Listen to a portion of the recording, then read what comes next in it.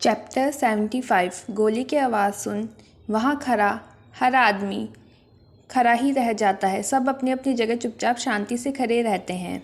जहाँ कुछ देर पहले गरुड़ा की दर्द भरी आवाज़ें आ रही थी, अब वहाँ भयानक शांति थी। एक सुई गिनने तक की भी आवाज़ उस शांति में सुनाई दे सकती थी। सबकी नज़रें एक साथ रूही की तरफ चली जाती हैं, जो अपने हाथों में बंदूक लिए गुस्से से काँप रही थी। सूर्या रूही की हालत देख गरुड़ा को छोड़ रूही को अपने पास ला उसे खुद के सीने में भींच लेता है। वही सूर्या के गले लगाने की वजह से रूही के हाथ से गन छूट नीचे गिर जाती है। वो खुद को उसकी बाहों में ढीला छोड़ देती है। उसे इस वक्त किसी अपने की सख्त ज़रूरत थी।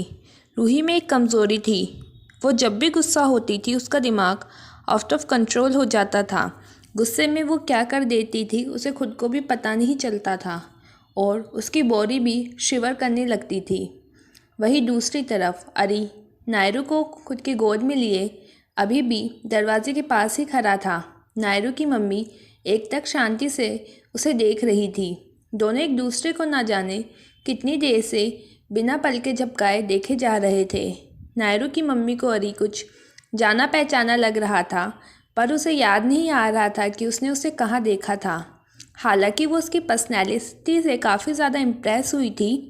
ऊपर से जो आज अरी ने नायरू की जान बचाकर उन पर एहसान किया था, वो मरते दम तक नहीं भूल सकती थी। ना जाने कितनी देर तक दोनों एक दूसरे को देखते रहते अगर पीहू बीच में अंदर चलने के लिए नहीं बोलती। पीहू की बात सुन नायरू की मम्मी को अपनी गलती का एहसास होता है और वो जल्दी से दरवाजे से हट उन लोगों को अंदर आने के लिए रास्ता देती है। साथ ही अरी को ले नायरू के कमरे की तरफ चली जाती है ताकि नायरू को अच्छे से सुला सके। अरी भी चुपचाप उनके पीछे जा नायरू को उसके कमरे में अच्छे से सुला देता है। मिसेस वर्मा अरी की हर हरकत को नोटिस कर रही थी।